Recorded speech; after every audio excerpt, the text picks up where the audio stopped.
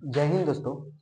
आज हम पढ़ने जा रहे हैं विज्ञान का पार्ट 2, जो कि ये भी एक मोस्ट वीवीआई क्वेश्चन को लेकर हम आए हैं। इसमें हम लोग कुछ विज्ञान में मतलब जैसे रासायनिक का पढ़ेंगे और कुछ विज्ञान का बायोलॉजी का पढ़ेंगे। ठीक है, कुछ क्वेश्चन को हमने इसमें सेलेक्ट किया है जो परीक्षा की दृष्टि से आते रहते हैं। ठीक है, पहले वीडियो में हमने कुछ एक 5वां नंबर का शायद क्वेश्चन है, उसमें हम थोड़ा सा गलती बोल दिए हैं कि दूरदृष्टि दोष में कौन सा लेंस का उपयोग होता है। तो उसमें हमने गलती से अवतल लेंस का नाम लिया है, लेकिन वहां पर उत्तल लेंस का नाम होगा, उत्तल लेंस। जब हमने वीडियो देखा अपलोड करने के बाद में, तब हमें इस बात को एहसास हुआ कि हमने गलती बोल दिया है। इसलिए उस गलती के लिए मैं आप लोग से क्षमा प्रार्थी हूँ। आप हमें उम्मीद है कि क्षमा करेंगे। ठीक है, अब आते हैं नेक्स्ट क्वेश्चन कि नीला थोथा का रासायनिक सूत्र। तो नीला थोथा यानी कि तुतिया का रासायनिक सूत्र परीक्षा में जो आते हैं क्वेश्चन, उसमें जरूरी नहीं है कि नीला थोथा ही लिखेगा, तुतिया का भी लिख देगा। इसलिए हमें यह भी याद रखना है कि नीला थोथा को भी तुतिया कहा जाता है। वो डायरेक्ट पूछ देगा कभी कि तुतिया का रासायनिक सूत्र क्या होगा। तो तुतिया का रासायनिक सूत्र क्या होगा, उसके लिए हमें क्या करना, तो उसके लिए मतलब इसका सूत्र जो होता है वो होता है CuSO4 इंटू 5H2O। ये नीला थोथा का सूत्र होता है। नेक्स्ट क्वेश्चन हम पढ़ते हैं कि आवर्त सारणी आवर्त सारणी के उदग्र स्तंभों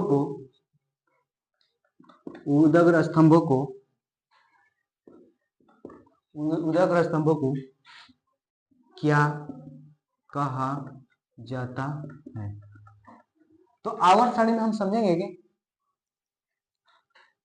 उदग्र कौन सा होता है, उदग्र स्तंभ कौन सा होता है और क्षैतिज कौन सा होता है। तो यहाँ थोड़ा सा ध्यान देंगे कि ऐसे जो लाइन खींचा जाता है ऊपर की ओर, ऊपर से नीचे, ऊपर से नीचे, ऊपर से नीचे, इसको हम बोलते हैं उदग्र। इसी को हम लोग बोलते हैं वर्ग। ठीक है, और नीचे से ऐसे लाइन जो खींचा जाता है इसको बोलते हैं क्षैतिज। क्या बोलते हैं? क्षैतिज। इसकी संख्या वर्ग, उदग्र हो गया, ये क्षैतिज हो गया, इसको बोलते हैं वर्ग, इसको बोलते हैं वर्ग, और ये आवर्त ये आवर्त बोलते हैं। इसलिए ये इसका आंसर क्या होगा? वर्ग। क्या होगा? वर्ग। ठीक है, क्वेश्चन नंबर 3 है कि सबसे कठोरतम तत्व कौन सा है। सबसे कठोर तत्व कौन सा है। तो सबसे कठोर तत्व की बात किया जाए तो हीरा जो होता है सबसे कठोर तत्व होता है। हीरा बहुत ही कठोर होता है। क्वेश्चन नंबर 4 है कि आधुनिक आवर्त सारणी में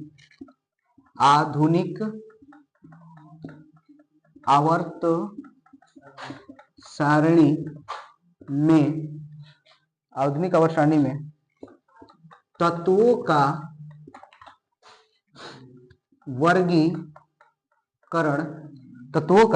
वर्गीकरण का आधार है। तो तत्वों का वर्गीकरण अगर बात की जाए तो आधुनिक आवर्त सारणी मोसले साहब का है, और मोसले साहब ने परमाणु संख्या के आधार पर ही न तत्वों का वर्गीकरण किया था। तत्वों का कच्ची के आधार पर, परमाणु संख्या के आधार पर। जबकि इनसे पहले जितने भी रसायन शास्त्री हुए, उन्होंने परमाणु द्रव्यमान के आधार पर किया।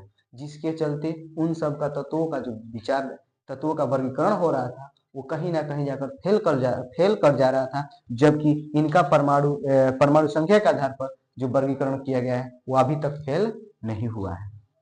क्वेश्चन नंबर 5 आते हैं। क्वेश्चन नंबर 5, क्वेश्चन नंबर 5 है कि हीलियम कैसा तत्व है? हीलियम कैसा तत्व है? हीलियम एक अक्रिय गैस है। अक्रिय गैस कैसे है? अक्रिय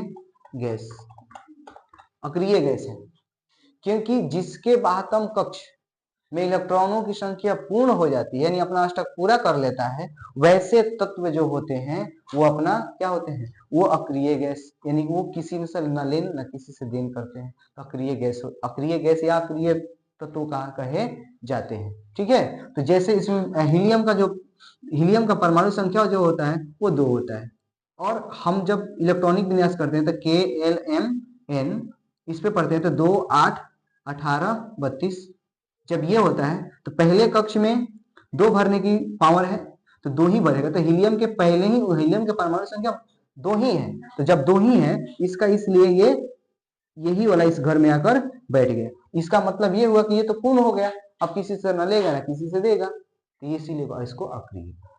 ठीक है, अब आते हैं क्वेश्चन नंबर 6। क्वेश्चन नंबर 6 है कि कौन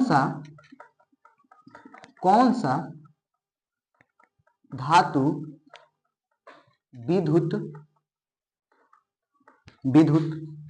का सुचालक होता है। तो विद्युत का सुचालक, इसका आंसर होगा ग्रेफाइट।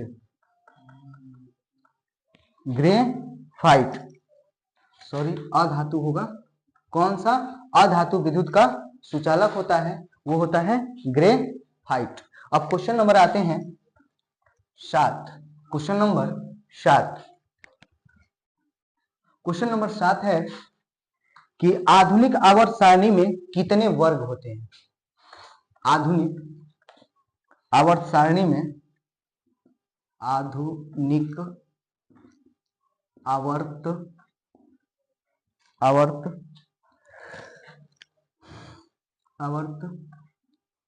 सारणी में कितने वर्ग होते हैं? तो कुल वर्गों की संख्या कितनी होती है? 18। आवर्तों की संख्या, वर्गों की संख्या 18। और क्वेश्चन नंबर 8 है कि उदासीन विलयन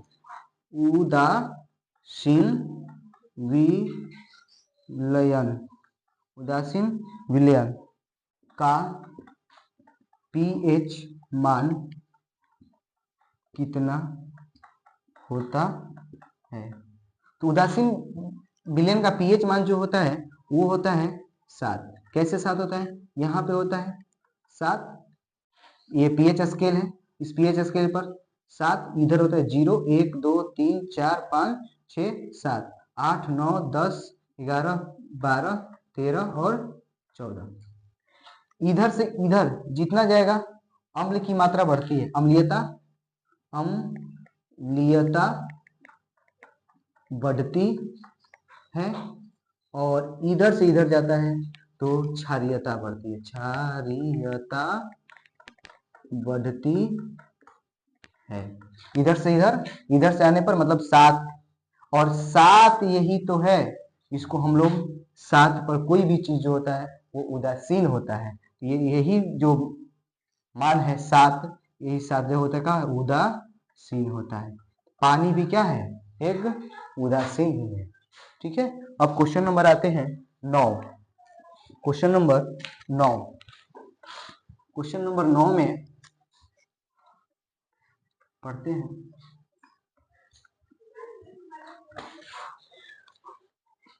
क्वेश्चन नंबर 9 है कि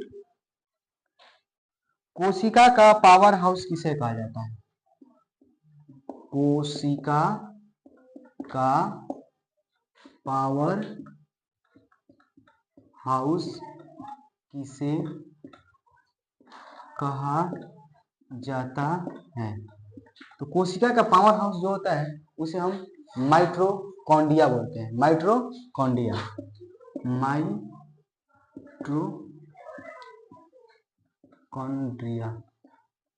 माइटोकॉन्ड्रिया जो होता है उसको पावर हाउस या ऊर्जा गृह भी कहते हैं। अब आते हैं क्वेश्चन नंबर 10। क्वेश्चन नंबर 10 है कि फूलों में नर प्रजनन अंग होता है। फूलों में नर प्रजनन अंग होता है। तो फूलों में नर प्रजनन अंग को हम पुंकेसर कहते हैं। क्या कहते हैं? पुंकेसर। तो यहाँ पर होगा पुंकेसर। अब क्वेश्चन नंबर 11। क्वेश्चन नंबर 11 है कि मुकुलन द्वारा अलैंगिक प्रजनन होता है। मुकुलन द्वारा अलैंगिक प्रजनन होता है। तो मुकुलन द्वारा अलैंगिक प्रजनन हाइड्रा में होता है। किसमें होता है? हाइड्रा में। हाइड्रा में मुकुलन द्वारा अलैंगिक प्रजनन किया जाता है। यानी इस प्रकार से हम लोगों ने आज 11 क्वेश्चन पढ़ा, जिसमें कुछ केमिस्ट्री और कुछ बायोलॉजी के क्वेश्चन है। ये वैसे क्वेश्चन है जो परीक्षा में हमेशा पूछे जाते रहे हैं और इस आधार पर हमने सेलेक्ट किया है कि कम समय में अधिक से अधिक जानकारी और अधिक से अधिक नंबर को हासिल कर सकें। ठीक है, जय हिंद।